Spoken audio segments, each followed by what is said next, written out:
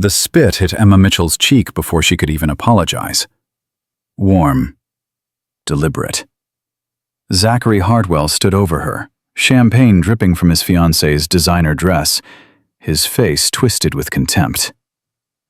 "That's what you're worth," he said loud enough for the entire patio to hear. Emma's knees buckled. She hit the ground, hands shaking, trying to wipe her face. Then he saw the canvas tote. "Is that a fucking dog?" His Italian leather shoe pulled back. Emma threw her body over the bag. The kick came anyway. Outside the glass partition, a man's hand tightened around a wrench. James Brennan had seen enough. Before we begin this story, please subscribe to this channel and hit the notification bell so you never miss our stories of courage, justice, and faith. And when you're done watching, comment below and tell us what city you're watching from. We love seeing how far these stories travel. Now, let's continue. Emma had carried Scout to work inside the canvas tote because she had no other choice. The puppy was dying. Parvo, the emergency vet had said 3 days ago when she'd scraped together $40 just for the diagnosis. Treatment would cost $2,000. She made $11 an hour, plus tips the tourists forgot to leave. The math didn't work. It had never worked. Scout whimpered from beneath the outdoor bar where Emma had tucked the bag between cases of imported beer. He was 4 months old, barely 10 pounds, his black and tan fur matted and dull. Every few minutes his small body shuddered. Emma checked on him whenever she could, her heart breaking a little more each time. "Emma, table 12 needs another round." The manager's voice cut through her thoughts. She grabbed the champagne from the ice well and headed toward the oceanfront table where Zachary Hartwell held court. 6 people, all young, all dressed like money was a language they'd been born speaking. Alex Reese sat at the head, sunglasses still on even though the sun had started its descent. His fiancée Victoria perched beside him, scrolling through her phone, bored with everything, including him. Emma approached carefully. She'd learned to make herself smaller around people like this, quieter, invisible. "Your champagne, sir." Zachary didn't look up. Took long enough. Emma poured, hands steady despite the exhaustion pulling at her bones. She'd worked a double shift. Her feet screamed inside the cheap sneakers she'd glued back together twice already. As she leaned forward to fill Victoria's glass, Zachary shifted in his chair. His elbow knocked Emma's wrist. The champagne arced through the air, golden and expensive, and splashed across Victoria's white linen dress. Victoria shrieked. "Are you kidding me? Do you know how much this costs?" "I'm so sorry, Emma's voice came out strangled. She grabbed for napkins, her mind already calculating how much the dress would cost her. A week's pay, maybe 2. Zachary stood slowly. He removed his sunglasses. His eyes were cold, pale blue, the kind that had never had to beg for anything. "You stupid bitch." The patio went quiet. Conversations stopped mid-sentence. Forks paused halfway to mouths. Emma froze, napkins clutched in her trembling hands. "Sir, I'll pay for the cleaning, I promise." "You'll pay?" Zachary laughed, and his friends joined in. "With what? Your fucking food stamps?" Heat flooded Emma's face. She wanted to disappear, to sink through the expensive tiles and never come back up. "Please, I'm sorry, it was an accident." That's when Zachary spit in her face. The wetness hit her left cheek, warm and deliberate.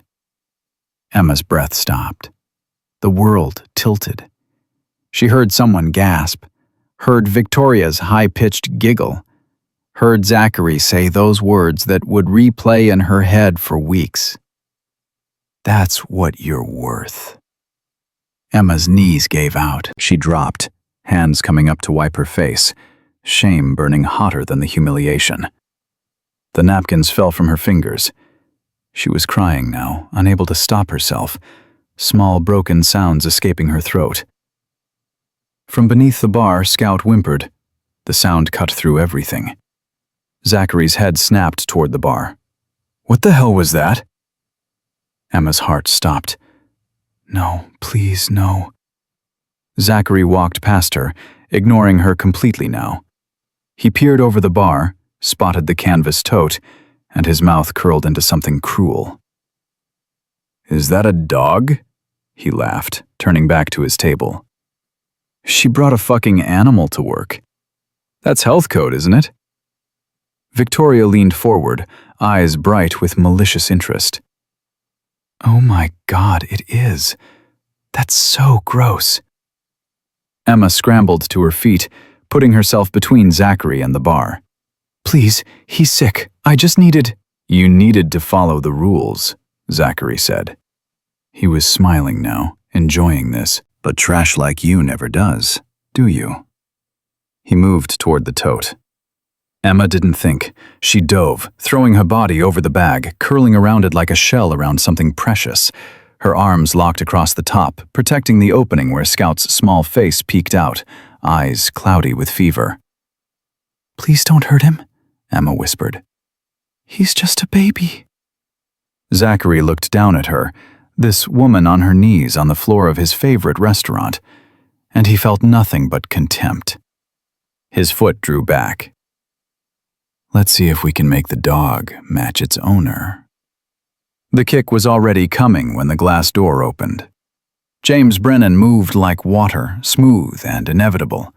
One moment he was outside with his toolbox, the next he was inside, his hand catching Zachary's ankle mid-swing and redirecting it downward into nothing but air. Zachary stumbled backward, shock replacing arrogance. What the fuck? Step back. James's voice was quiet, but it carried weight that made people listen. He positioned himself between Zachary and Emma, not touching her, just creating a wall that said, "This ends now." At James's heel, Phantom appeared. 7 years old, 75 pounds of black and tan German Shepherd, with scars on his ears and eyes that had seen things dogs shouldn't see. He sat at attention, perfectly still, perfectly controlled, perfectly terrifying.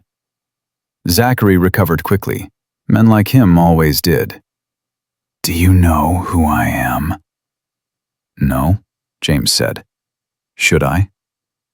My father owns half this county. He owns the construction company you probably work for. Zachary's confidence was rebuilding itself brick by brick.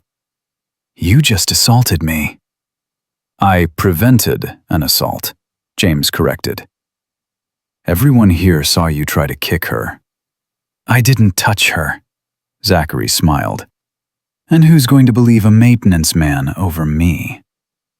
Emma pushed herself up slowly, still clutching the tote to her chest. She could feel Scout's small heartbeat against her ribs, fast and weak. She looked at James, really looked at him for the first time. He was tall, broad-shouldered, with dark hair showing gray at the temples. His face was weathered, carved by sun and something heavier than weather. He wore a faded gray t-shirt and work pants with paint stains. His hands were scarred, but his eyes were steady, and right now they were the only thing between her and Zachary Hartwell's cruelty. You should leave, James said to Zachary. It wasn't a suggestion. Zachary's jaw tightened. This is a private establishment. You're trespassing. So call the police. The challenge hung in the air like smoke. Zachary's friends shifted uncomfortably. Victoria had her phone out, recording. Several other diners had their phones up too, screens glowing in the gathering dusk. That's when the manager arrived.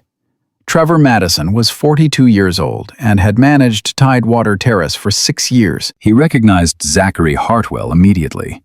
The man spent $5,000 minimum every time he came in. He recognized James, too, the contractor installing the new exterior lighting system. The math was simple. What's going on here? Trevor's voice was tight, with the kind of stress that came from knowing your job depended on your next words. Zachary spoke first. "This man assaulted me, and your waitress brought an animal into the restaurant. I want them both removed, now."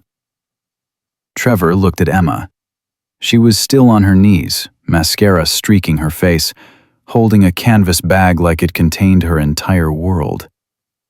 He looked at James, standing calm and solid, that dog at his heel radiating controlled threat. The decision took 3 seconds. "Emma, you're written up for bringing an animal to work. James, your contract is terminated effective immediately. Both of you need to leave." Emma's face crumbled.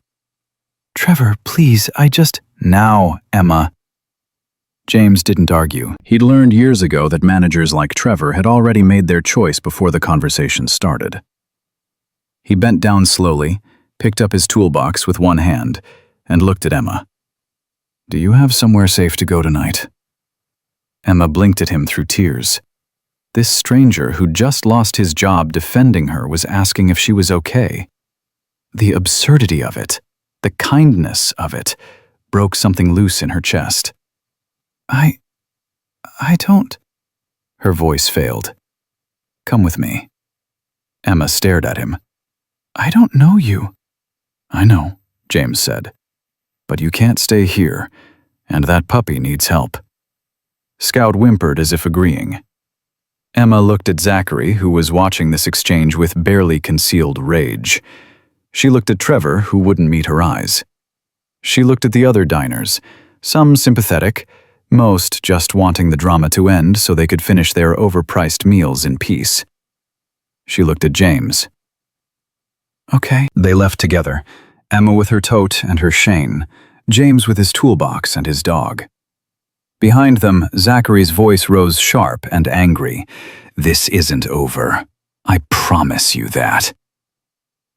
In the parking lot, Emma stopped beside a rusted Honda Civic that was more prayer than transportation. James stopped beside a Ford pickup that had seen better decades. "I don't have money," Emma said quietly. "I can't pay you for helping."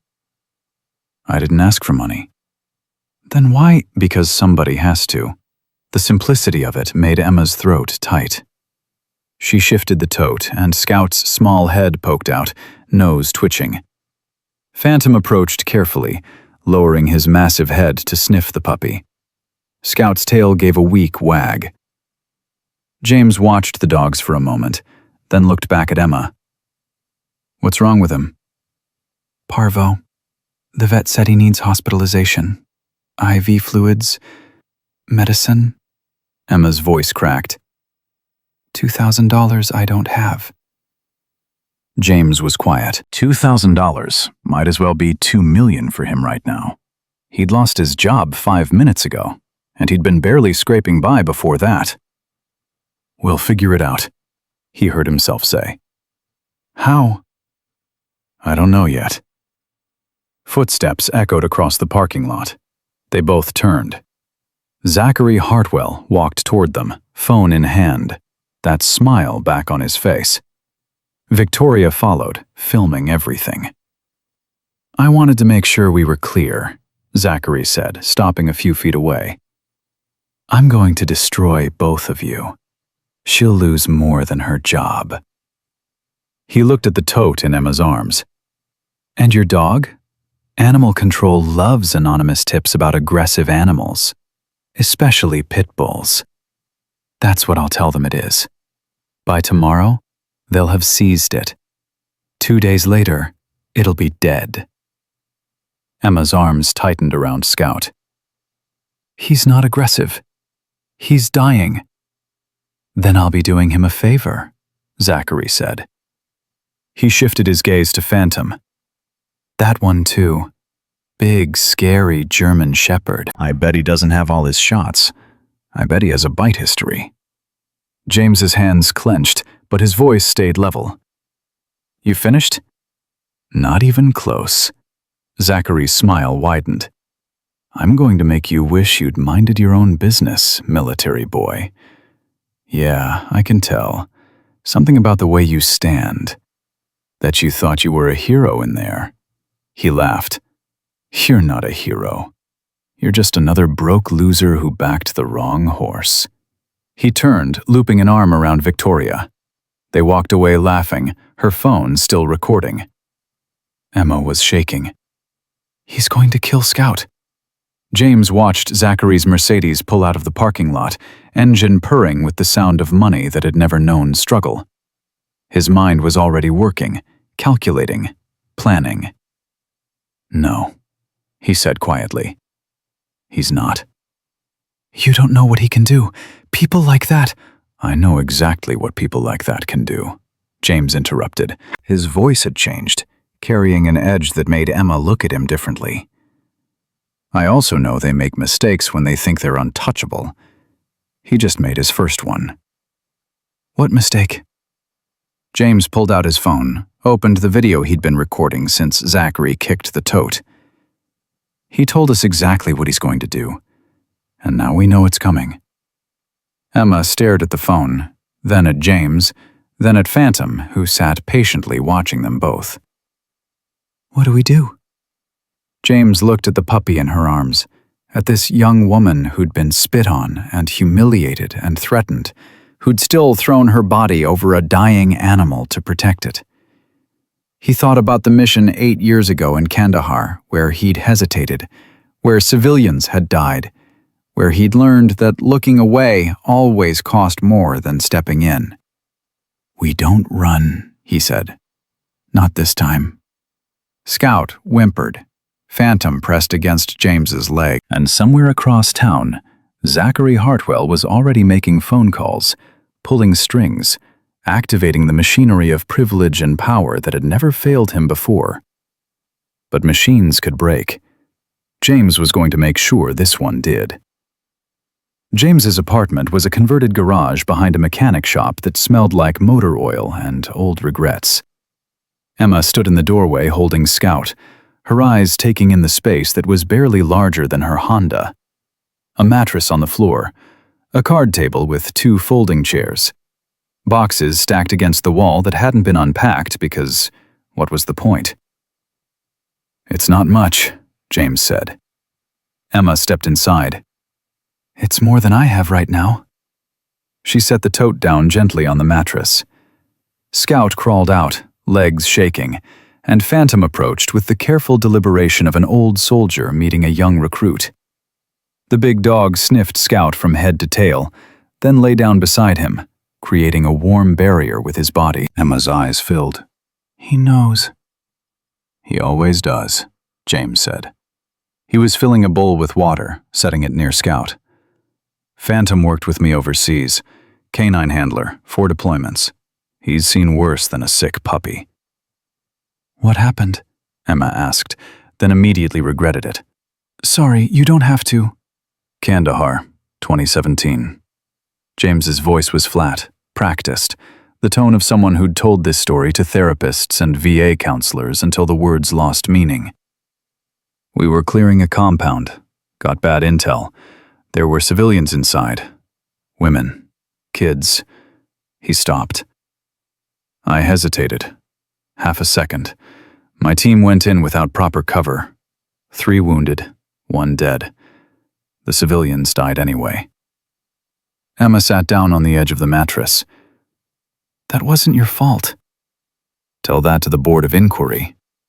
James sat across from her at the card table. "They cleared me officially. PTSD diagnosis. Honorable discharge. But the Army doesn't want handlers who freeze, and civilian security companies don't hire guys with my kind of record." He gestured around the garage. "So here we are." "How long have you been here?" 14 months. I had a better place before. Lost it when the construction company cut my hours. Then lost the hours completely when I missed too many shifts." He didn't say why he'd missed them. The nightmares. The panic attacks in the middle of a job site. The days he couldn't get out of bed. Emma understood anyway. She'd seen that look before. Her phone rang. The number was her landlord. "I have to take this," she said, standing up and walking to the corner of the garage. Emma. Mr. Bosworth's voice was gruff, tired. We need to talk about your apartment. Emma's stomach dropped. I know rent's late. I get paid Friday. It's not about the rent. Well, it is, but he sighed. I got a call today. Anonymous complaint. Said there's been disturbances at your unit. Loud noises, property damage, and an unauthorized animal.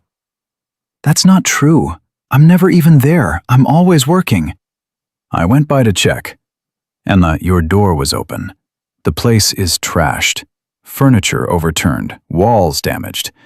Looked like somebody went through with a baseball bat. Emma's hand tightened on the phone. I didn't do that. I swear to God, I didn't. I believe you. But my insurance doesn't care who did it. And the complaint mentioned the dog. Bosworth's voice softened slightly. I'm sorry, kid. I've got to start eviction proceedings. You've got 24 hours to get your stuff out. 24 hours? Mr. Bosworth, please, I don't have anywhere. I'm sorry, he said again. Then he hung up. Emma stood there, phone pressed to her ear, listening to silence. Behind her, she heard James stand up. What happened? She turned around. Someone broke into my apartment. Destroyed it. My landlord says I have 24 hours to move out. James's jaw tightened. Zachary. You don't know that. Who else would it be? Emma had no answer. She looked at Scout, who was drinking water from Phantom's bowl, his small pink tongue lapping weakly. I can't leave him here alone to pack. He'll die. Then we go together, James said, right now. They took James's truck. Emma sat in silence, watching the streets pass by, her mind spiraling.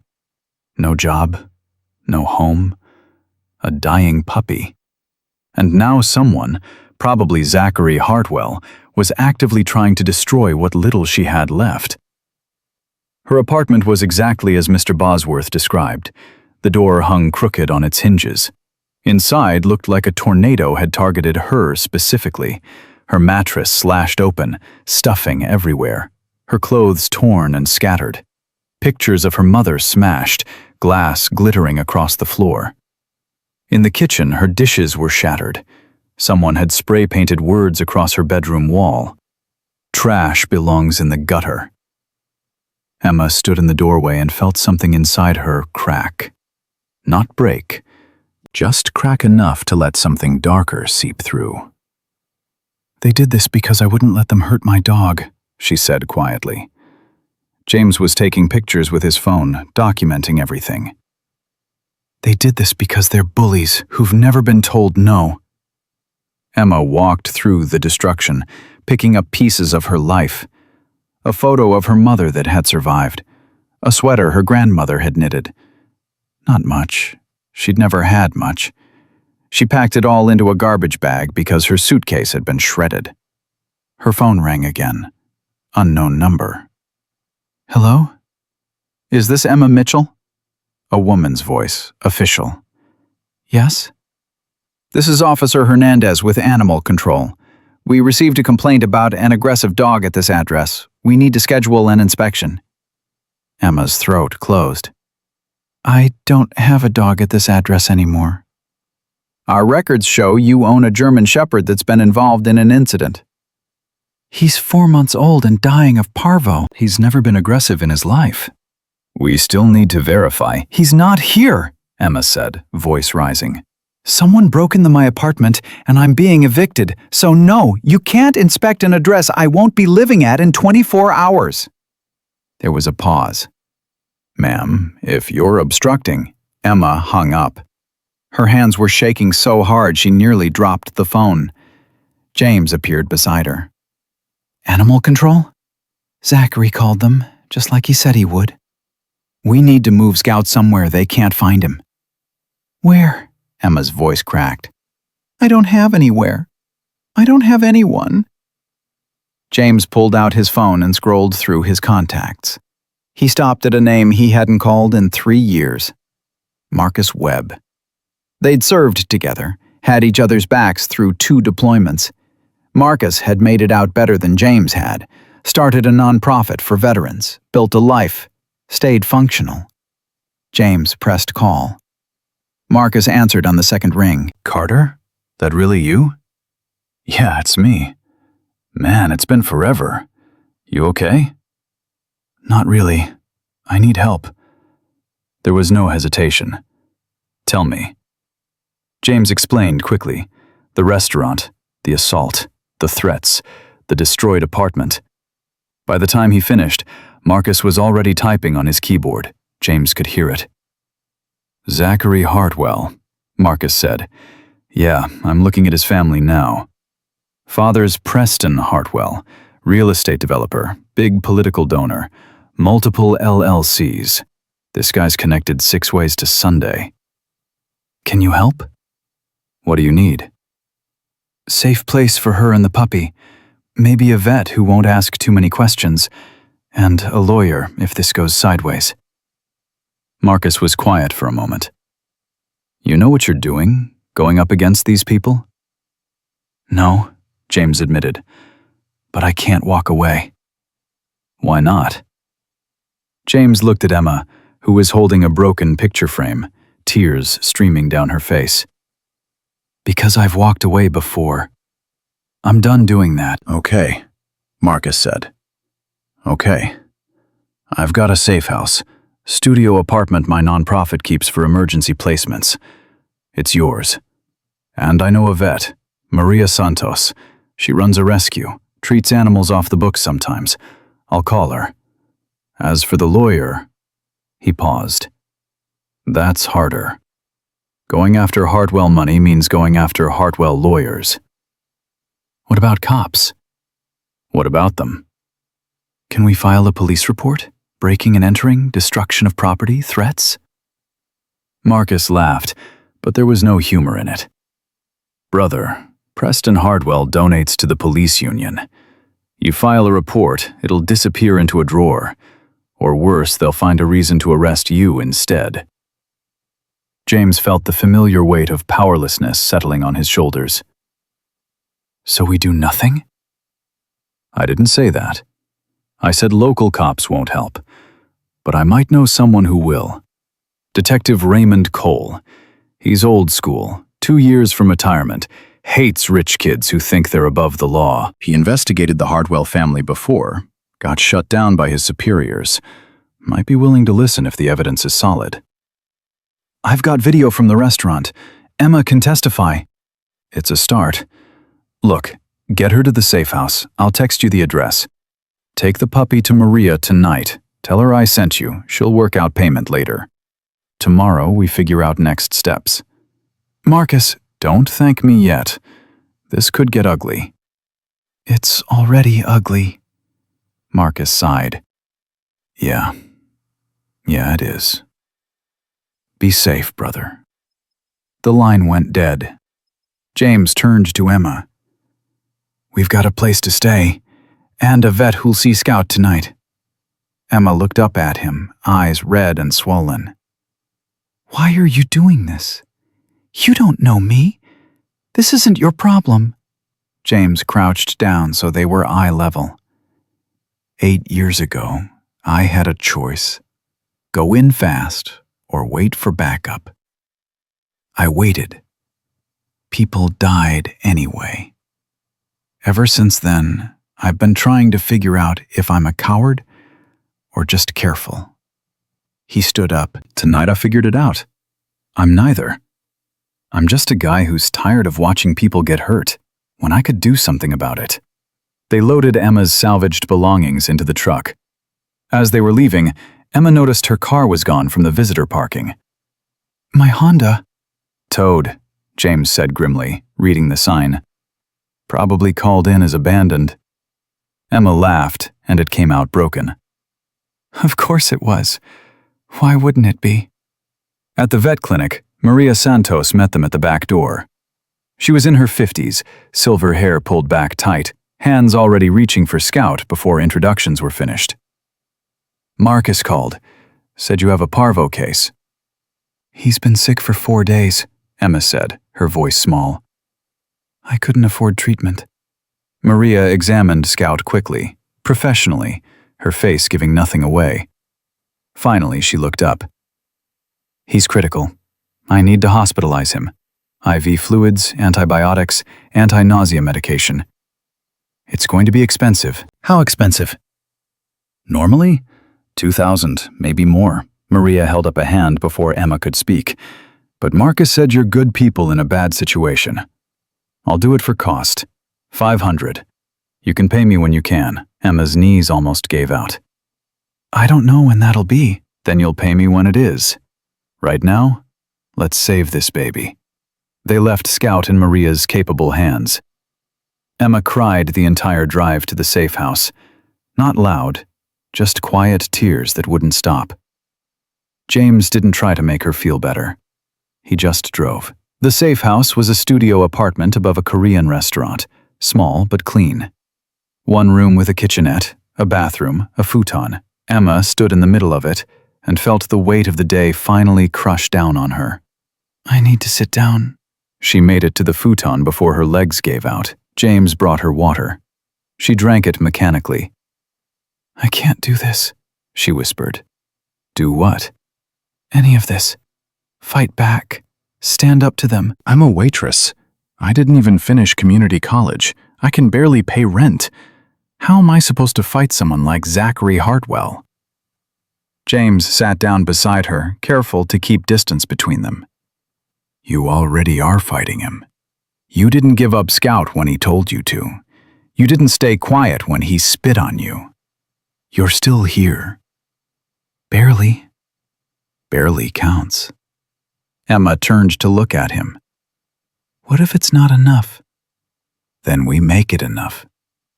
She wanted to believe him, but the day had taken everything she had left. She lay down on the futon, fully clothed, and closed her eyes. Within minutes, exhaustion pulled her under. James sat at the small table and opened his laptop.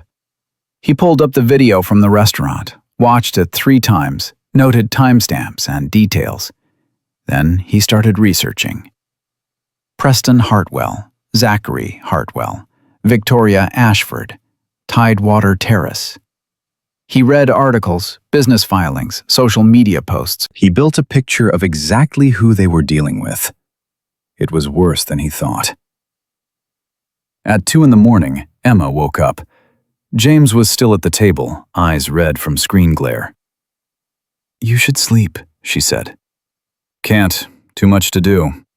Emma sat up. Her mouth tasted like copper. Her head pounded. And then she felt it. The nausea rising fast and inevitable. She ran to the bathroom and threw up. When she came out, James was standing there with more water. You okay? Food poisoning, maybe. Or stress. But Emma's hands went to her stomach, and she knew. She'd known for 2 weeks, maybe longer. She'd been ignoring it, pushing it down, pretending. James, I need to tell you something.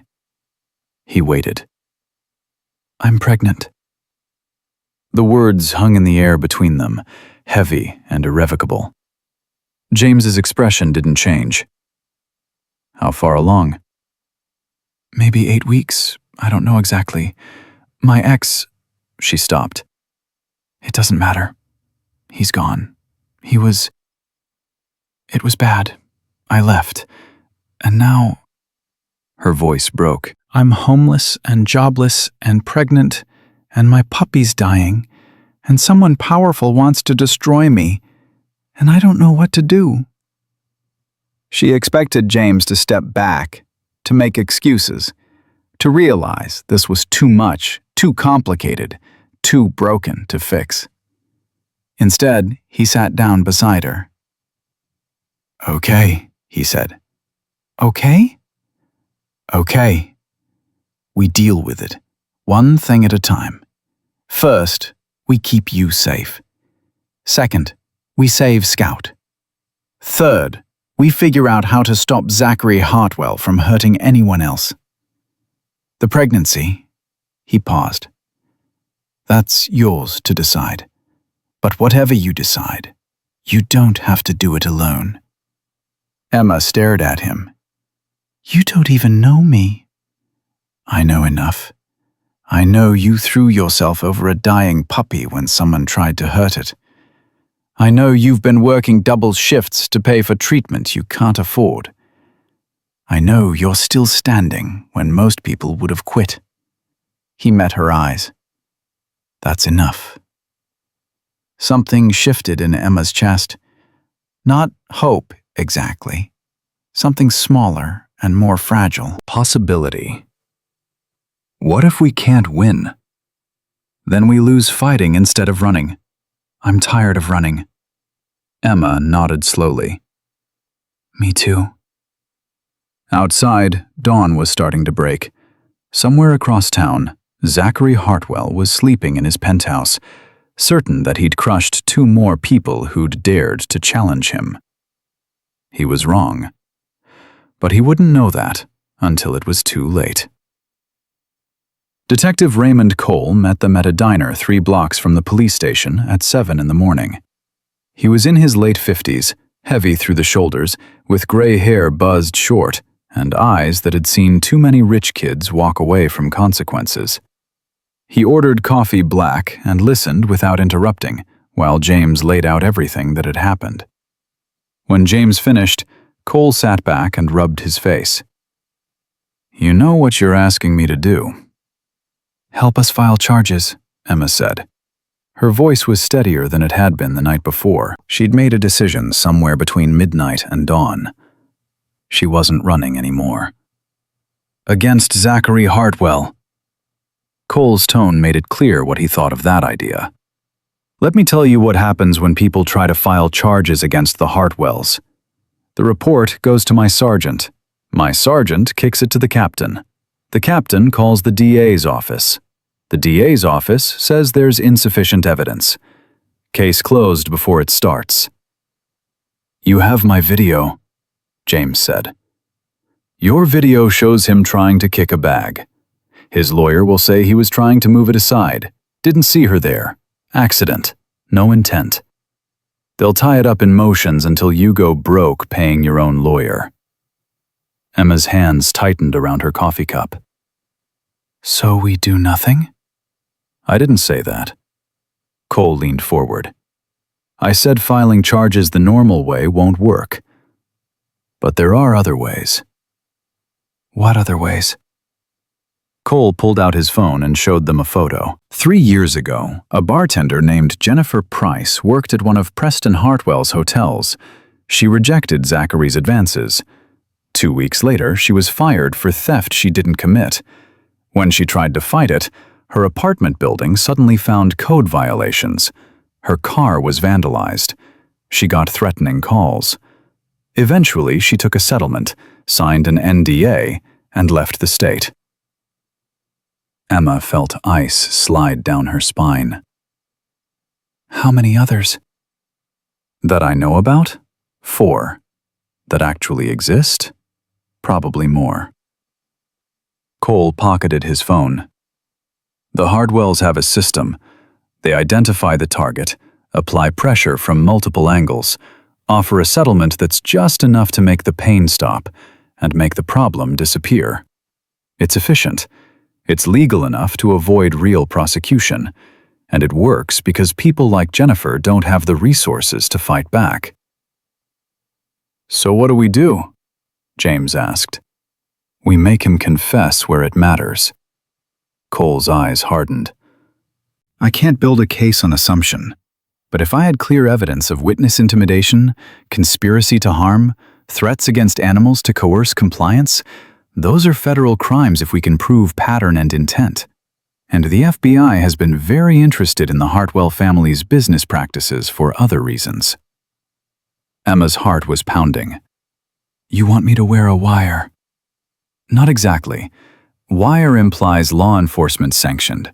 This would be you, privately recording a conversation for your own protection, which is legal in California as long as one party consents, that party being you. And what do I do? Just walk up to him and ask him to confess? Cole smiled, and it wasn't kind. No. You give him what he wants. You go back, you apologize, you grovel, you beg for your job back. Men like Zachary can't resist kicking someone who's already down. He'll talk. They always do. James shook his head. Absolutely not. That puts her at risk. I'm already at risk, Emma said quietly. He's already destroying my life. At least this way I'm doing something about it. He could hurt you. He's already hurt me. Emma turned to Cole.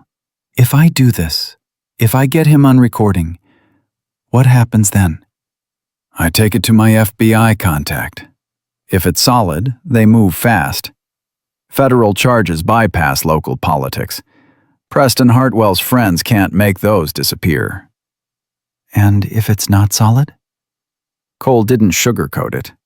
Then you've risked yourself for nothing. And Zachary knows you're actively trying to take him down. He'll escalate. Emma thought about Scout fighting for his life in Maria's clinic. About the baby growing inside her that she hadn't decided what to do about yet. About sleeping on a futon in a safe house because her home had been destroyed. About Zachary's spit on her face and his words echoing in her head. I'll do it. Emma, James started.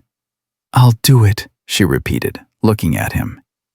You said you were tired of running. So am I. Cole gave her a device that looked like a pen but recorded audio and video.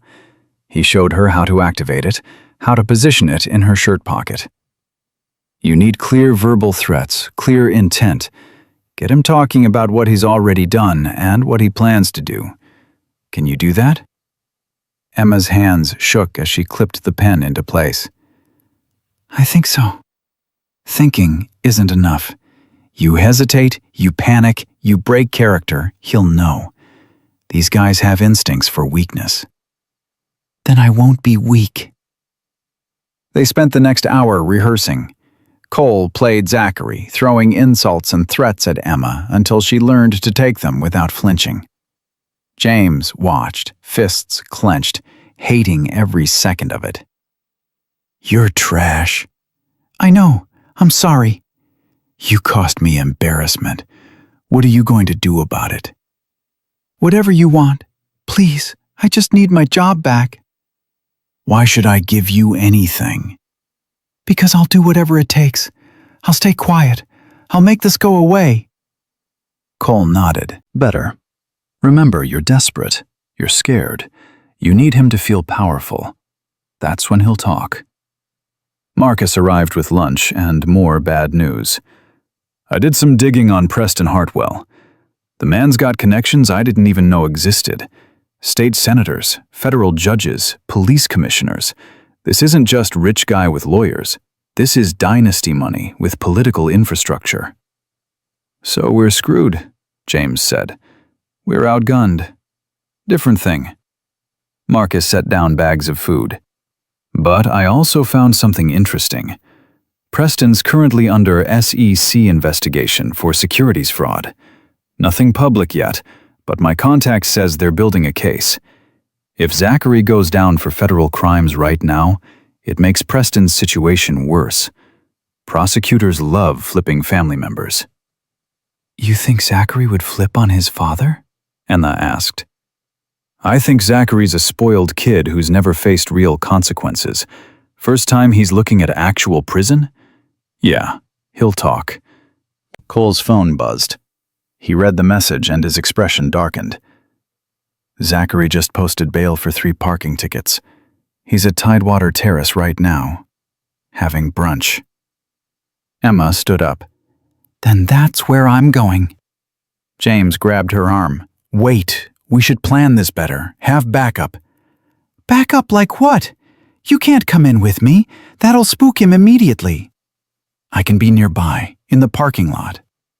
With Phantom, Emma said. He sees that dog, he'll know something's up. So what's your plan? Walk in alone and hope for the best? Emma pulled free. Yes, that's exactly my plan. She left before James could argue further. Marcus handed James his keys. "My car's unmarked. Park down the street. Listen through her phone. I'll set it to conference call with mine. Anything goes wrong, you move." 20 minutes later, Emma walked through the doors of Tidewater Terrace wearing the same outfit she'd worn 2 days ago when Zachary spit on her. The manager, Trevor, tried to intercept her. "Emma, you can't be here. I need to talk to someone. Please, just 2 minutes." "I'll call security." "Trevor, please." Emma let her voice break. "I lost everything. My apartment, my car, my dog's dying. I just need to apologize." Trevor's face flickered with something that might have been guilt. 2 minutes, then you leave." Zachary sat at the same oceanfront table, Victoria beside him scrolling through her phone. When he saw Emma approaching, his smile spread slow and satisfied. "Well, well, come to apologize?" Emma stopped a few feet away. The pen camera in her pocket had a clear view of his face. "Yes, I'm sorry for the other night. For everything. It was my fault." "It was your fault," Zachary agreed. He leaned back in his chair. "You know what your problem is, Emma? You don't know your place." "I know. You're right." "Say it again." Emma's nails dug into her palms. "You're right. I don't know my place." "And where is your place?" "Below you. Below people like you." Zachary laughed. "See, was that so hard?" He gestured to the empty chair. "Sit down." Emma sat. Victoria finally looked up from her phone, interested now. "I heard you lost your apartment," Zachary said conversationally. "That's unfortunate. Where are you staying?" "Friend's couch." "And your car?" "Impound. I can't afford to get it out." And that disgusting animal you brought to work?"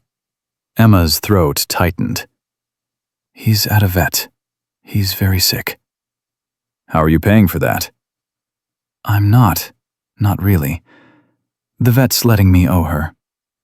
Zachary picked up his water glass, took a sip, savored it. "You know what I think? I think you need to learn a lesson about consequences. You embarrassed me in front of my friends. You made me look weak. That can't stand." "I know. That's why I'm here, to make it right." "How do you plan to make it right?" Emma forced herself to meet his eyes. "However you want. I'll sign something saying the incident was my fault. I'll tell people I lied. Whatever you need." "That's a start." Zachary set down his glass. "But it's not enough.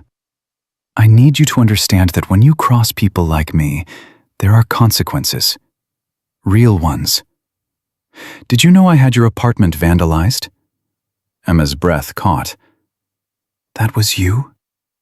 "Of course it was me. You think that happened by coincidence? I made one phone call. 3 guys showed up and trashed your place in under an hour. Cost me $500. He said it like $500 was pocket change. "Your landlord, he's reasonable. Another call and you were evicted." "Why are you telling me this?" "Because I want you to know how easy it is. How powerless you are." Zachary leaned forward. "I can make your life hell with a phone call. I can have your car crushed. I can have that vet clinic shut down for violations they don't even have. I can make sure you never work in this town again. Hell, I can have animal control seize your dog and put it down within 24 hours. He smiled.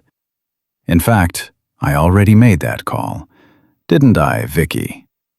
Victoria nodded, bored. "Yesterday. Said it was aggressive, bit someone. They're looking for it." Emma's hands shook. "He's never bitten anyone.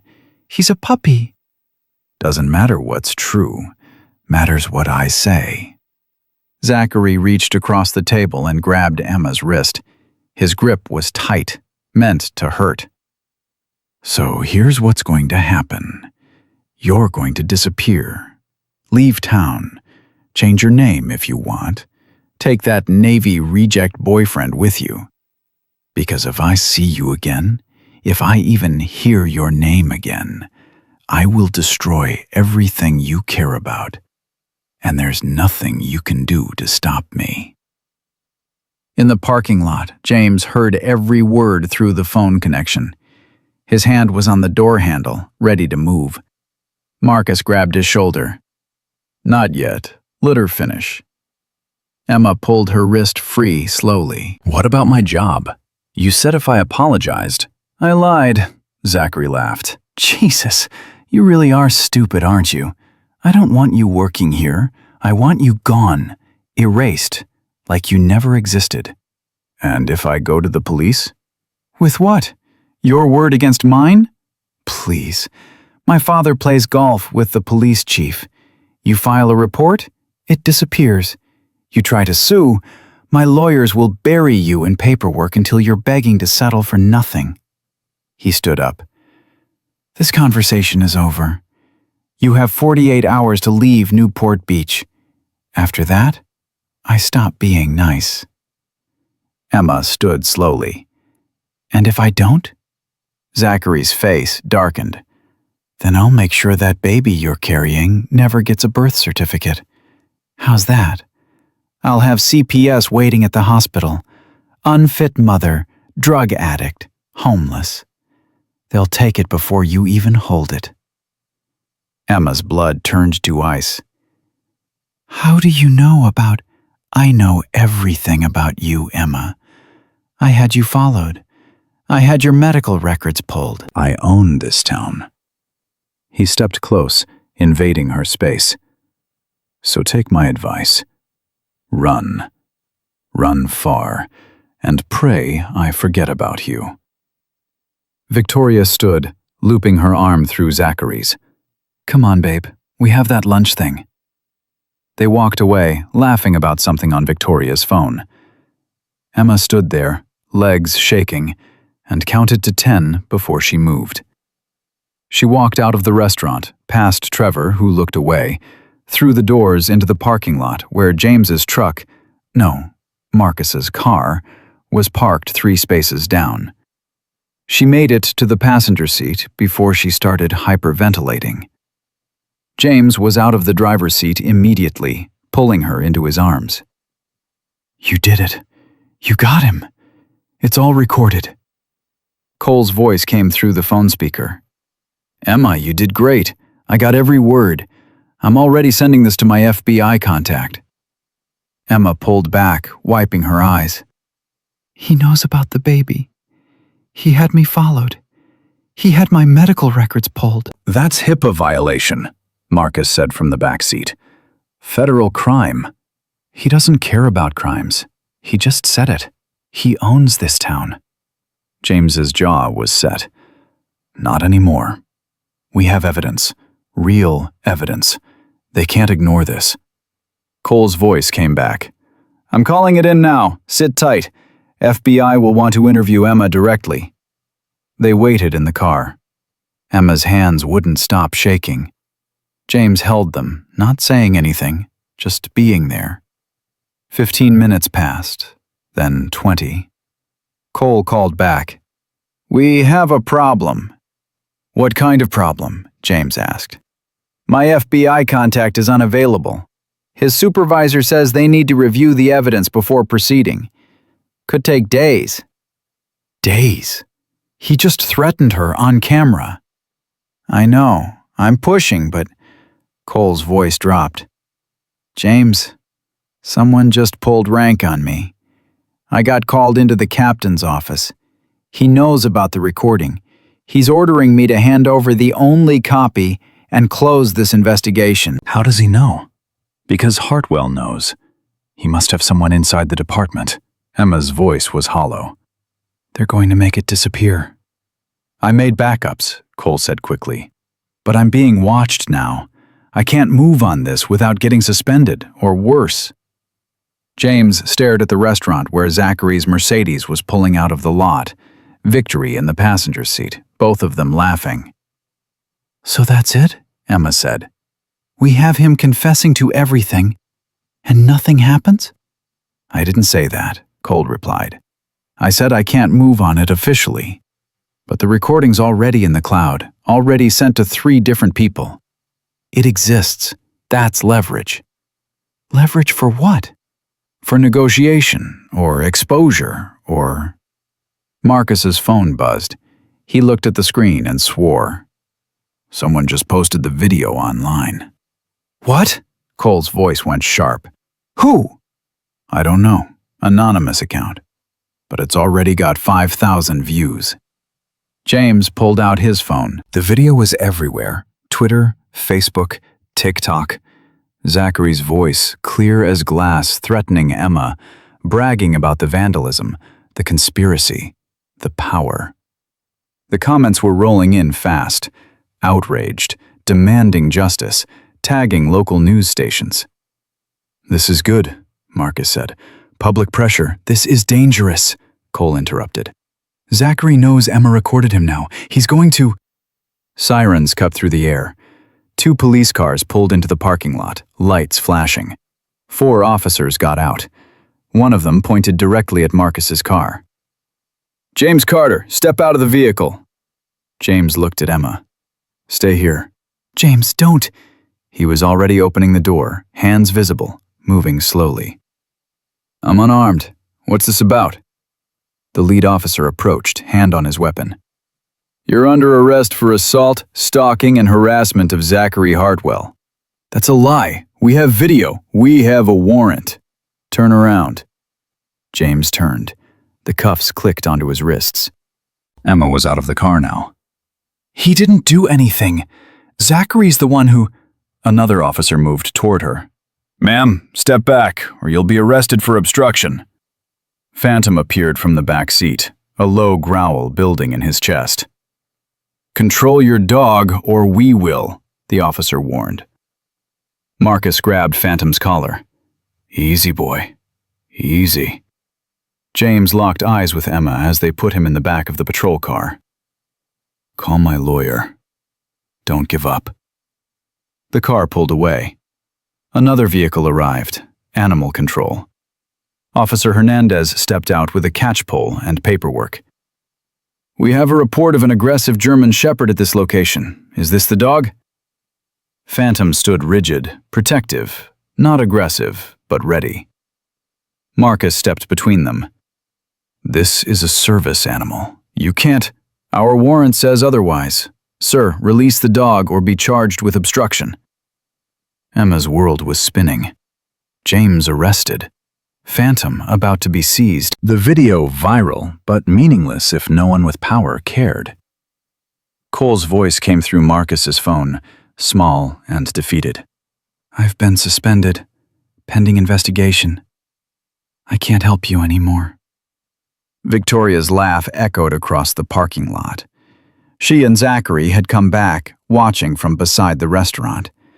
Zachary raised his phone, filming Emma's breakdown. 48 hours, he called out. "Clock's ticking." Emma stood in the parking lot, surrounded by police, watching James disappear in one direction and Phantom being loaded into an animal control van in another.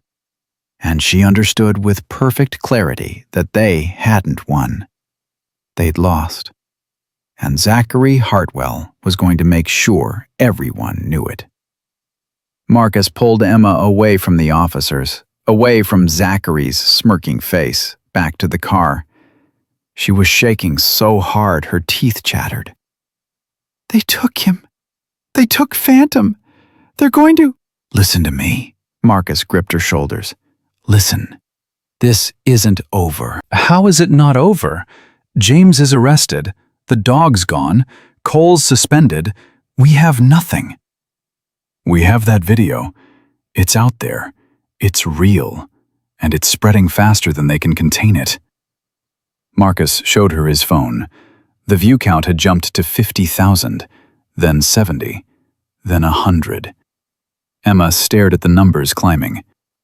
"So what? Views don't mean anything. Zachary still owns the police.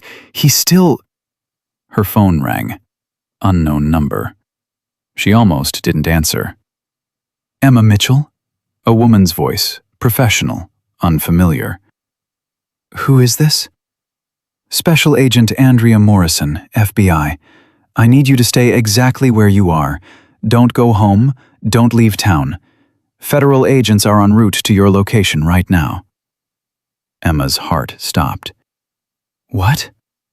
The recording you made of Zachary Hartwell constitutes evidence in an ongoing federal investigation. We've been building a case against the Hartwell family for 18 months. Your video just gave us everything we needed to move immediately. But the police arrested James. They took the dog. The local police don't know we're coming. They will in about... Morrison paused. 3 minutes. Stay on the line. Marcus was already typing on his phone, pulling up news feeds. Emma, look at this. Local news stations were picking up the story. The video of Zachary threatening Emma was playing on loop. Reporters were calling it shocking evidence of systematic abuse by wealthy elite. Comments sections exploded with outrage. People were tagging the police department, the FBI, state representatives. This is good, Marcus said.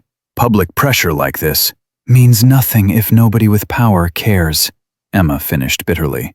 Someone cares, Agent Morrison said through the phone. I care. My team cares. And we've been waiting for a mistake like this for 1.5 years. Zachary Hartwell just handed us everything on a silver platter. Emma wanted to believe her, but she'd believed the system would work before. She believed reporting the assault would matter. She'd believed the video evidence would be enough. Why should I trust you? Morrison's voice softened slightly. Because unlike local cops who get campaign donations from Preston Hartwell, I don't answer to anyone in Newport Beach. I answer to the United States Department of Justice, and I have zero interest in protecting spoiled rich kids who think they're above federal law. Sirens approached from a different direction. Not local police. Different sound. Emma looked up and saw 3 black SUVs with federal plates pulling into the parking lot. Agent Morrison emerged from the first vehicle. She was in her early 40s, black, with her hair pulled back severe, and eyes that looked like they could read lies from across a room. She walked straight to Emma. You're safe now. We've got this. What about James? He's in custody. Not for long. Morrison turned to another agent. Rodriguez, get over to the station. I want James Carter released immediately. Drop all charges. And I want to know who signed that arrest warrant. Rodriguez nodded and left. Morrison looked at Marcus.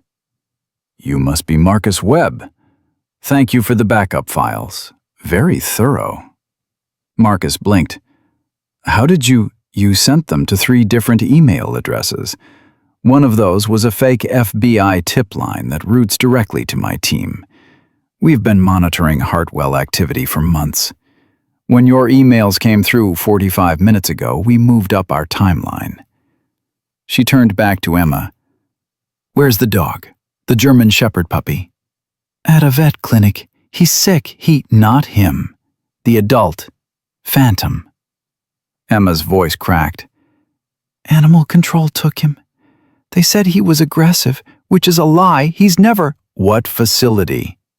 Marcus pulled up the information on his phone. Morrison made a call. This is Special Agent Morrison, FBI. You're holding a German Shepherd named Phantom, seized approximately 20 minutes ago. I'm issuing a federal hold on that animal. Do not euthanize. Do not transfer. Do not process. We're sending agents to collect him within the hour. If anything happens to that dog before then, you'll be charged with obstruction of a federal investigation. Are we clear? Emma heard a muffled voice on the other end, panicked agreement. Morrison hung up. Your dog's safe. Emma's knees buckled. Marcus caught her. You're sure? They're not going to... I'm sure. Phantom's evidence now. They can't touch him. Morrison gestured toward the restaurant where Zachary and Victoria were still standing, watching this unfold with growing unease. But those two? They're done. 4 agents moved toward the restaurant. Zachary saw them coming and his smile finally faltered. "Zachary Hardwell," Agent Morrison called out, crossing the parking lot. "I'm Special Agent Morrison with the FBI. You're under arrest for witness intimidation, conspiracy to commit assault, unlawful disclosure of protected health information, and about 6 other federal charges we'll discuss down at the office." Zachary's face went white. "You can't! My father!" "Your father's currently being arrested at his office downtown. Turns out threatening pregnant women and bribing local officials doesn't play well with federal prosecutors." Morrison nodded to her agents. "Cuff him." Victoria started backing away. "I didn't do anything. I was just there. I didn't—" "Victoria Ashford, you're also under arrest as an accessory. You filmed evidence of crimes and failed to report them. You participated in witness intimidation. And you're coming with us." Victoria's perfect composure shattered. "No, wait. I'll tell you everything. He made me do it. He said if I didn't help him, he'd—" "Save it for your lawyer," Morrison said.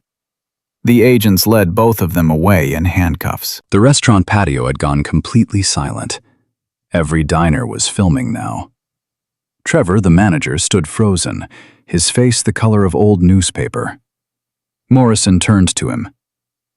"Tidewater Terrace is now part of a federal investigation into labor violations, harassment, and conspiracy to obstruct justice. Nobody leaves. Nobody calls anybody. We'll be interviewing all staff and reviewing all financial records.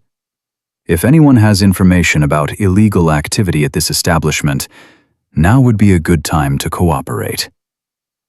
Trevor's mouth opened and closed. No sound came out. Emma watched Zachary being loaded into an SUV, his expensive clothes and arrogant confidence meaning nothing against federal badges and real consequences. It didn't feel real. It felt like a dream that would dissolve any second. "Is this actually happening?" she whispered. Marcus squeezed her shoulder. "It's happening." Morrison returned to Emma. "We need your full statement, everything that happened, from the first incident to today. It's going to be a long interview. Are you up for it?" Emma nodded. "What about James?" "He should be released any minute. We'll bring him to the same location for his statement." Morrison paused. "Miss Mitchell, I need to tell you something. The video you recorded? That wasn't the first piece of evidence we had on Zachary Hartwell. But it was the most damning. What you did today took a lot of courage. Most people wouldn't have gone back in there." "I didn't have a choice." "You did. You could have run. You could have taken Zachary's threats seriously and left town. Instead, you got proof that's going to help us put away an entire network of corrupt people." Morrison's expression softened just slightly. "I know this has been hell. I know you've lost your home, your job, your sense of safety. But what you did matters. It matters for the other women he hurt, and it matters for the next person who might have been his target." Emma's eyes burned. "There are others?" "4 that we know of. They're being contacted now. With your testimony and theirs, we can prove pattern and practice. That's the difference between a misdemeanor plea deal and serious federal time." Emma thought about Jennifer Price, the bartender Cole had mentioned, about 3 other women whose names she didn't know, who'd been crushed by the same machine. "I want to meet them. The other women." "That can be arranged. After statements, after arraignment. Right now, let's get you somewhere secure." They took Emma to a federal building downtown, to a room with comfortable chairs and bottles of water, and agents who treated her like a person instead of a problem. She told them everything. The champagne spill, the spit, Scout in the canvas bag, Zachary's kick, James's intervention, the destroyed apartment, the stalking, the threats, the recording, all of it. 3 hours later, James walked through the door. Emma stood up so fast, her chair tipped over. James crossed the room and pulled her into his arms, holding her like he'd been afraid he'd never see her again. "You okay?" he asked, against her hair. "Are you? Did they hurt you?" "No, just held me in a cell for 2 hours asking questions I didn't have answers to. Then Agent Rodriguez showed up, threw around words like federal jurisdiction and lawsuit for false arrest, and suddenly I was free to go." He pulled back, studying her face. "You're really okay?" "Phantom's safe. They got Zachary. They got his father. Morrison says we might actually win this." James looked at the FBI agents in the room, at Morrison, who was watching them with careful assessment. "What's the catch?" "No catch," Morrison said. "You both cooperate fully. You testify when we need you to, and you accept that this is going to get ugly before it gets better. The Hartwell lawyers are already filing motions. This'll be national news by tonight. Your faces will be everywhere. Are you ready for that?" Emma and James looked at each other. They'd lost everything already. What was privacy compared to justice? "We're ready," Emma said. Morrison nodded. "Good, because it starts now." She was right about the news cycle. By 8 p.m., the story was everywhere. Major networks picked it up. Wealthy heir arrested for threatening homeless waitress. FBI takes down corruption network in Newport Beach. Viral video exposes systematic abuse by elite family. Emma's face was on every channel. So was Zachary's. So was the recording, played over and over, his threats echoing across the country. The response was immediate and overwhelming. A GoFundMe appeared for Emma's medical bills and Scout's treatment. It hit $50,000 in 3 hours. Defense attorneys started calling, offering pro bono representation. Victims' advocates reached out, and other women started coming forward. Jennifer Price called Emma directly. Her voice shook, but held steady. "I saw the news. I signed an NDA, but my lawyer says if I'm subpoenaed for a federal case, I have to testify. So I want to testify. I want to tell them what he did to me." 3 more women called that night. Same story, different details, same pattern. Zachary targeted them, hurt them, had his father clean it up with money and threats. Emma talked to each one. She cried with Jennifer. She listened to Sarah describe losing custody of her daughter after Zachary filed false CPS reports. She heard Madison explain how she'd attempted suicide after 2 years of stalking. "This has to stop," Emma told Morrison after the last call. "He can't keep doing this to people." "He won't. Not after we're done." Morrison pulled up a document on her computer. "We've identified 7 victims total. With your testimony and theirs, we're charging Zachary with 15 federal counts." Preston Hartwell is looking at conspiracy charges, tax evasion, securities fraud, and bribery of public officials. Their entire empire is coming down. What about the local cops who arrested James on false charges? Internal investigation. 3 officers suspended already. The captain who killed Cole's investigation?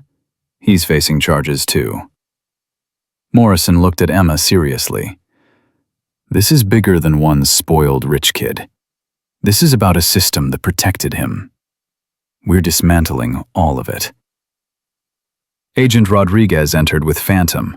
The dog looked tired, but unharmed. The moment he saw James, his tail started wagging. James dropped to his knees, and Phantom pressed against him, that solid reassurance that everything was going to be okay. Emma knelt down too, running her hands through Phantom's thick fur. "Thank you for protecting us," she whispered. Even when we couldn't protect you. Phantom licked her face. Morrison allowed herself a small smile. The animal control officer who seized him? She's cooperating. Says she received explicit instructions from a Hartwell attorney to ensure the dog was euthanized within 24 hours. That's another charge. Emma's phone rang. Maria from the vet clinic. Emma, Scout's awake. He's eating. He's going to make it. Emma's hand flew to her mouth. He's going to live? He's going to live. You can come see him whenever you're ready. Emma looked at James, at Morrison, at the agents who'd made this possible. Can I go? Just for an hour? Morrison nodded. Rodriguez will drive you. You're still under federal protection until Zachary's arraignment. But yes, go see your dog. At the clinic, Scout was in a kennel with IV fluids still attached, but his eyes were bright and his tail wagged weakly when Emma approached. She opened the kennel door carefully, and Scout crawled into her lap, licking her hands, whimpering with joy. Hey, baby, Emma sobbed. I thought I lost you. I thought... Scout just licked her tears away. Maria crouched beside them. He's a fighter, pulled through the worst of it last night. Another day or two on fluids and he can go home. She paused. Where is home for you right now? Emma didn't have an answer. You can stay here, Maria offered. I have a small apartment above the clinic. It's not much, but it's quiet and safe. You and Scout can recover together. Emma looked up at this woman who'd saved her puppy without payment, who was now offering her a place to stay. Why are you doing this? Maria's expression was gentle. Because 20 years ago, someone helped me when I had nothing. Abusive husband, 2 kids, no job. A stranger gave me a place to stay and a job at their vet clinic. I never forgot that. Now I do the same when I can. Emma hugged her, careful not to disturb Scout. Thank you for everything. That night, Emma slept on a couch above the vet clinic with Scout curled on her chest. James stayed too, sleeping on the floor with Phantom beside him. They were together. They were safe. And for the first time in days, Emma allowed herself to believe that maybe they'd actually won. The arraignment happened 3 days later. Zachary appeared in federal court wearing an orange jumpsuit instead of designer clothes. His bail was set at $5 million. His father posted it within an hour, but the damage was done. The media captured every moment. Zachary's mugshot went viral. His social media accounts were deleted. Companies he'd endorsed dropped him immediately. Victoria cut a deal. Full cooperation in exchange for reduced charges. She provided emails, text messages, photos, evidence of everything Zachary had done to at least 9 women over 5 years. Emma testified before the grand jury. So did Jennifer Price. So did the other women. They sat in that room and told the truth to people who actually listened, who actually cared, who actually had the power to do something about it. The indictment came down with 23 federal charges against Zachary Hartwell and 17 against Preston Hartwell. Detective Cole was reinstated with a commendation. He'd been working with the FBI the entire time, feeding them information while pretending to be sidelined. You knew, Emma said when he told her. You knew they were already investigating. I suspected. But I needed you to make that recording anyway. Because suspicion isn't proof. What you did gave us proof that couldn't be ignored or buried. Emma didn't know whether to be angry or grateful. You used me. I gave you a chance to fight back. There's a difference. Cole's expression softened. You think I liked sending you in there alone? Watching him threaten you, grab you, say those things? But if I'd told you federal agents were already circling, you might have acted differently. Zachary might have sensed something. We needed it authentic. It was authentic. I was terrified. I know, and I'm sorry. But look what came from it. He's going to prison. His father's going to prison. 7 women have justice, maybe 9, and the system that protected them is being dismantled, piece by piece. Cole paused. Was it worth it?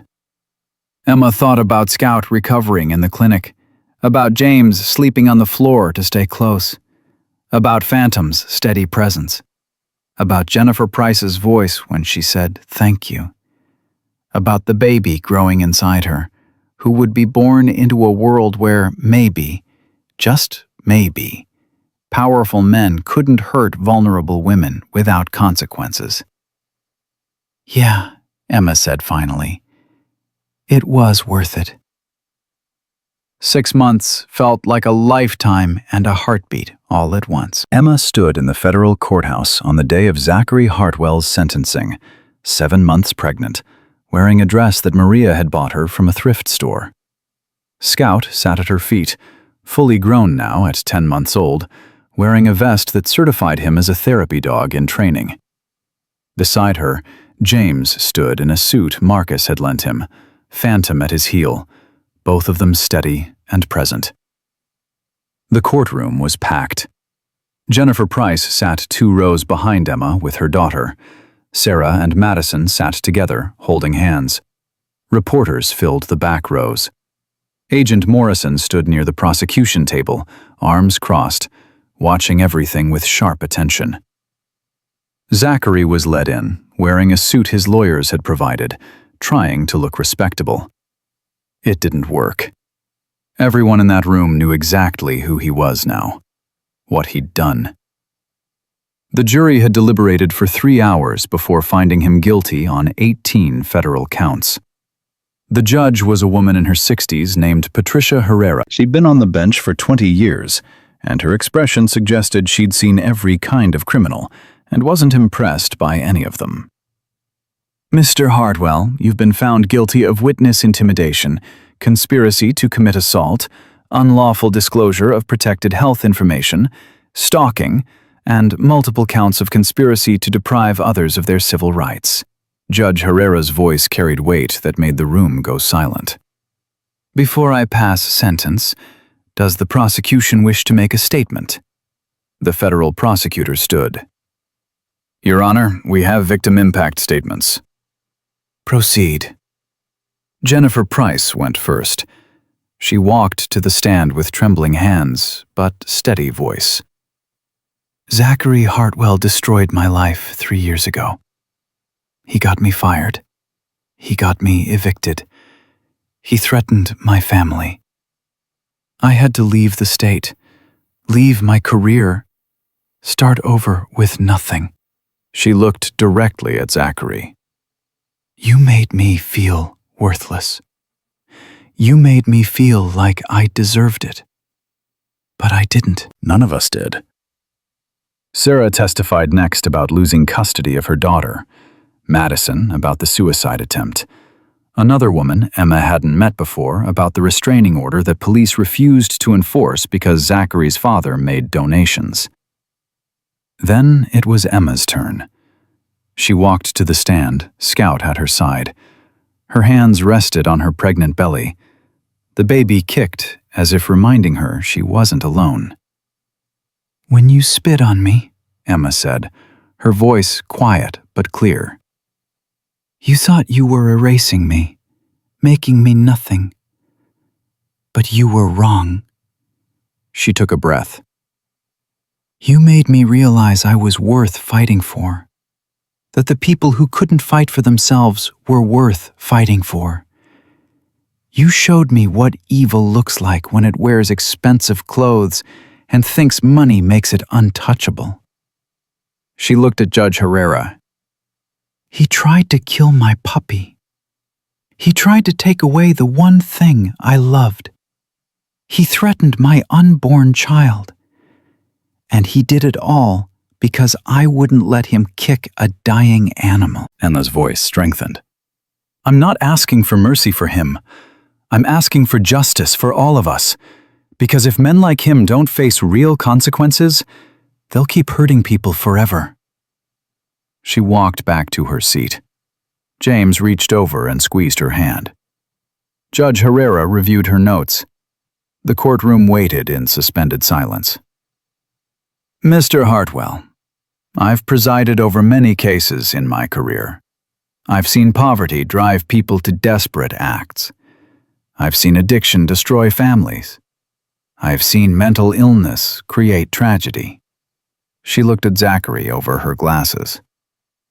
But I've rarely seen cruelty as calculated and systematic as yours.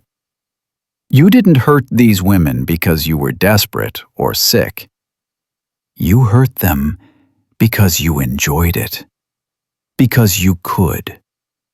Because you'd never been told no. Zachary's lawyer started to speak. Judge Herrera held up her hand. I'm not finished. The pre-sentencing report suggests leniency due to your age, your lack of prior convictions, your family's standing in the community. But those things aren't mitigating factors. They're aggravating ones. You had every advantage, every opportunity, every resource. You chose to use them to hurt vulnerable people. She closed the file.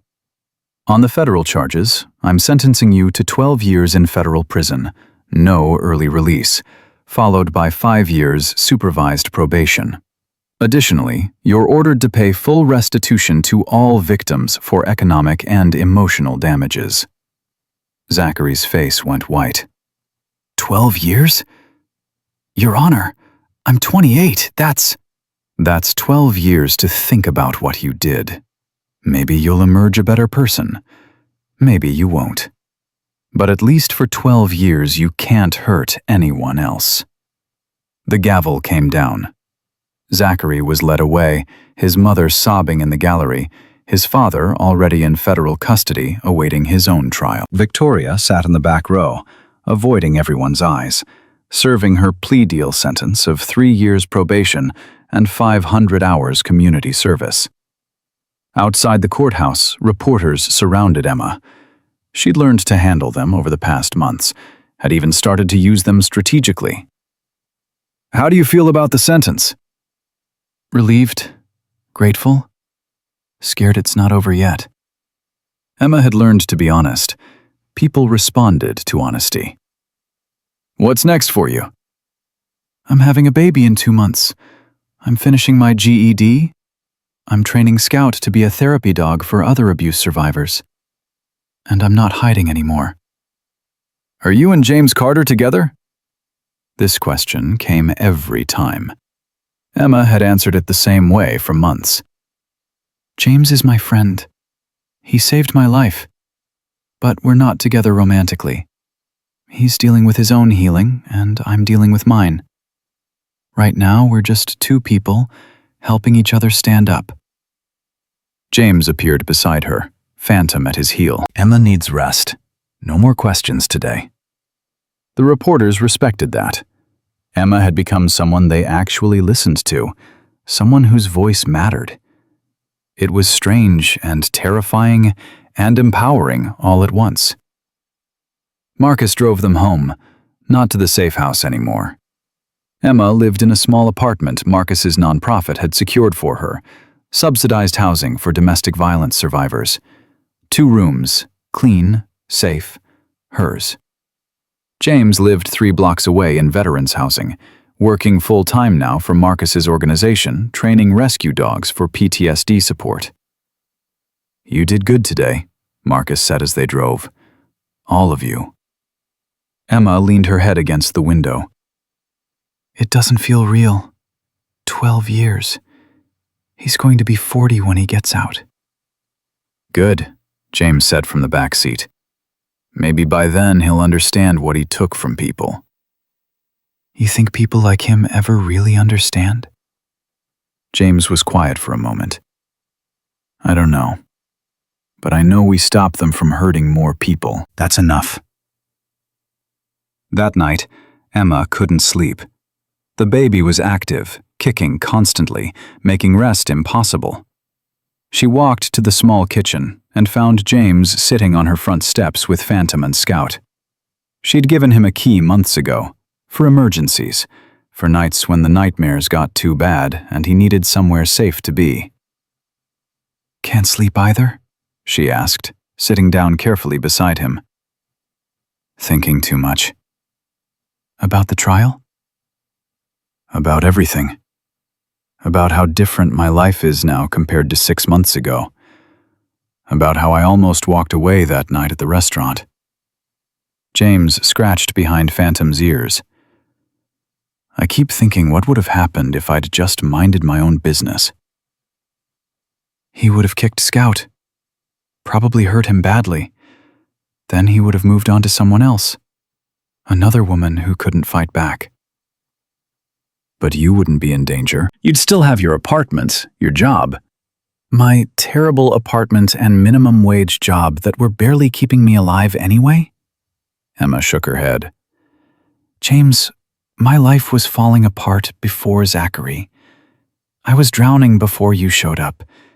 You didn't ruin anything. You gave me a reason to stop drowning and start swimming." Scout nudged Emma's hand, wanting attention. She rubbed his head, marveling at how big he'd gotten. "Besides, look at him. He's healthy, he's strong. He's going to help other people heal from trauma. None of that happens if you walk away." James smiled, the first real smile she'd seen from him in days. "You really think we made a difference?" "I know we did." The baby kicked hard. Emma winced. James noticed immediately. "You okay?" "She's active tonight. Won't settle down." "She? You found out?" Emma nodded.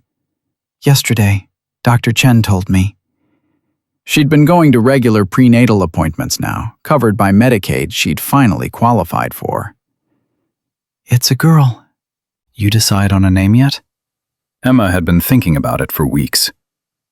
"Hope. I'm naming her Hope." James looked at her for a long moment. "That's perfect."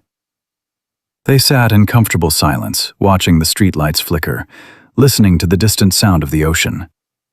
This neighborhood wasn't fancy, but it was real. Working families, retired people, immigrants running small businesses. Nobody here cared about designer clothes or family wealth. They cared about whether you paid your rent on time and kept your music down at night. "Marcus wants me to speak at this community event next month," Emma said finally. "For survivors of abuse. Share my story, talk about standing up for yourself, that kind of thing." "You going to do it?" "I'm terrified. What if I say the wrong thing? What if I can't help anybody?" "You'll say exactly what you need to say. You always do." Emma wanted to believe that. "Will you come? To the event?" "Of course. Phantom and Scout can come too if you want. Show people what therapy dogs can do." "I'd like that." The months passed faster after that. Emma's belly grew. Scout completed his basic therapy dog training. James worked with 6 different dogs, preparing them for placement with veterans. Agent Morrison called occasionally with updates about Preston Hartwell's trial, about Victoria's community service, about the 3 police officers facing charges for false arrest and corruption. Detective Cole retired officially, but started consulting for Marcus's organization, teaching survivors how to document abuse, how to preserve evidence, how to navigate the system. He and James developed an unlikely friendship, 2 men who'd both learned that doing the right thing sometimes meant losing everything first. Maria offered Emma a job at the vet clinic, part-time, flexible hours, working reception and helping with the rescue animals. It wasn't much money, but combined with federal victim restitution payments and survivor benefits, Emma could actually pay her bills. Save a little. Plan for Hope's arrival. The community event happened on a warm evening in October. The local library hosted it, a room filled with 40 people, mostly women, some men, all survivors of domestic violence, abuse, assault, intimidation. Emma stood at the front, 8 months pregnant, Scout sitting calmly at her feet, and told her story. She didn't sugarcoat anything. The spit, the humiliation, the destroyed apartment, the stalking, the fear. But she also told them about the fight back, about recording Zachary, about the FBI, about the trial, about 12 years of justice. "I'm not special," Emma said toward the end. "I'm not brave. I'm just someone who got tired of being scared. And I learned something important. You don't need money or power or connections to fight back. You just need to refuse to be silent, and you need people who'll stand with you when you can't stand alone." She gestured to James, standing at the back of the room with Phantom. "This man lost his job defending me. He had nothing to gain and everything to lose.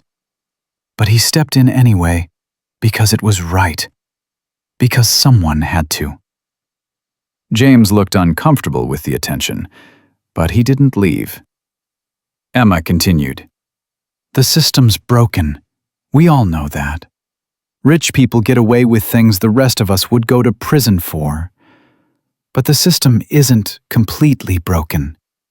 There are still people inside it who care. Agents like Andrea Morrison who actually investigate. Judges like Patricia Herrera who actually give real sentences. Detectives like Raymond Cole who don't give up even when their bosses tell them to." She placed her hand on her belly. "I'm having a daughter in a few weeks. I'm naming her Hope, because that's what we have to hold on to. Hope that things can change. Hope that speaking up matters. Hope that the next generation won't have to fight as hard as we did." When she finished, the room was silent for a moment. Then someone started clapping. Then everyone was clapping, some crying, some standing. After the event, women approached Emma one by one, shared their stories, asked for advice, thanked her for speaking up. One older woman, probably 70, hugged Emma tight and whispered, "I've been silent for 50 years.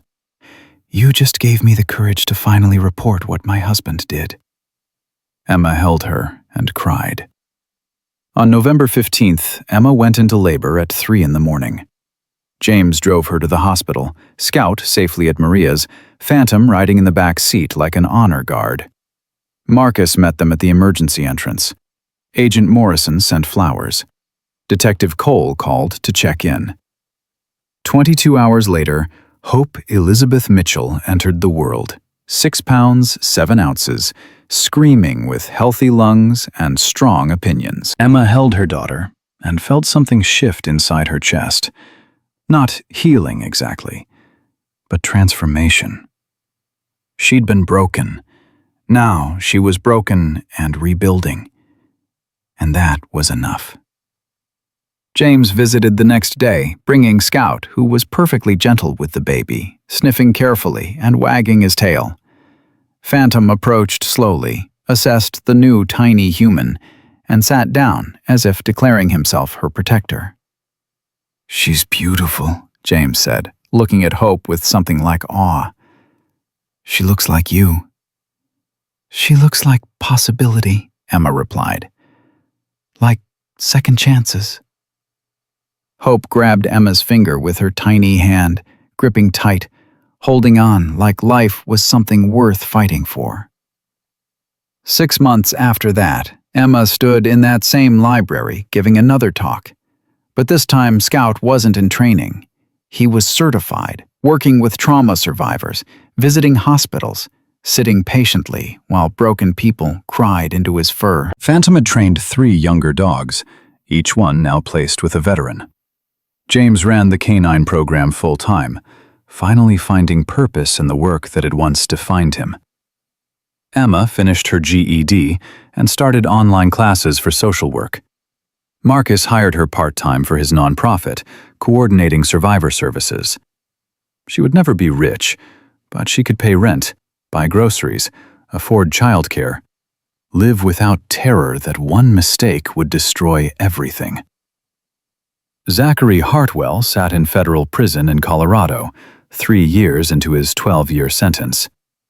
Reports said he was a model prisoner, quiet, keeping his head down.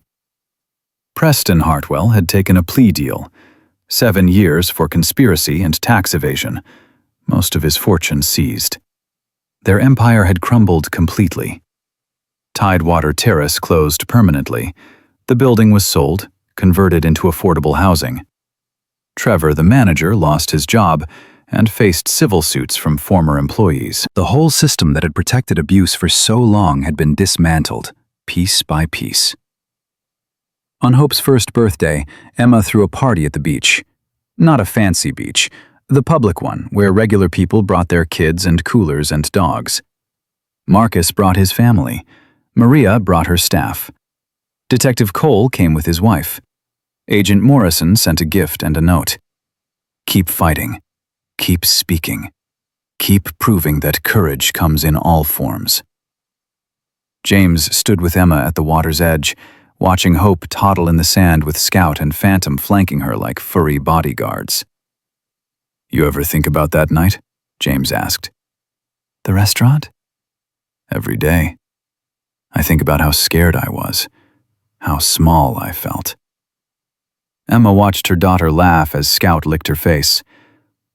"But I also think about how I didn't stay small, how we didn't let them win." "We almost did." "Almost doesn't count," Emma smiled. "Someone told me that once. Barely counts, almost counts. Still standing counts." James smiled back. "Smart person." They stood in comfortable silence, watching the sun descend toward the horizon, painting the sky orange and pink and gold. Hope squealed with joy. The dogs wagged their tails. Marcus's kids splashed in the shallow water. And for the first time since that terrible night 6 months ago, Emma felt something close to peace. God hadn't sent thunder. He'd sent a tired man with a toolbox and a dog. He'd sent an FBI agent who actually cared. He'd sent a detective who refused to quit. He'd sent a nonprofit director who knew how to build support systems. He'd sent a vet who saved animals and people alike. He'd sent survivors who found each other and held on. Emma had learned that faith wasn't about miracles from the sky. Faith was about ordinary people making the choice to stand up when sitting down was easier. It was about protecting the vulnerable, even when it cost you everything. It was about refusing to accept that cruelty should be tolerated just because it wore expensive clothes. This story wasn't about strength. It was about showing up. It was about one waitress, one veteran, one puppy, and one moment of courage that cascaded into justice. To everyone watching, from wherever you are, remember this: you are not powerless. Your voice matters. Your story matters. The moment you stop accepting abuse as normal is the moment everything changes. Stand up for those who can't stand for themselves. Speak up even when your voice shakes. And never, ever let anyone make you believe you're worth less than you are. May God bless every person who still believes protecting the weak matters. May He give you courage when fear screams louder than hope. And may you always remember that sometimes the greatest miracles are the ones we create ourselves by refusing to look away. Emma Mitchell looked at her daughter playing in the sand, at James standing steady beside her, at 2 German shepherds who'd survived their own forms of trauma and now helped others survive theirs. She thought about Zachary sitting in a cell, about the women who'd found their voices, about the system that had finally delivered justice. The ocean continued its endless rhythm. The sun completed its descent. Hope laughed with pure, uncomplicated joy. and Emma understood with perfect clarity that she hadn't just survived. She'd transformed. She'd turned her pain into purpose, her victimhood into victory, her silence into a story that mattered. That was enough. That would always be enough. Because standing up when the world told you to stay down wasn't just resistance. It was revolution in its most powerful form.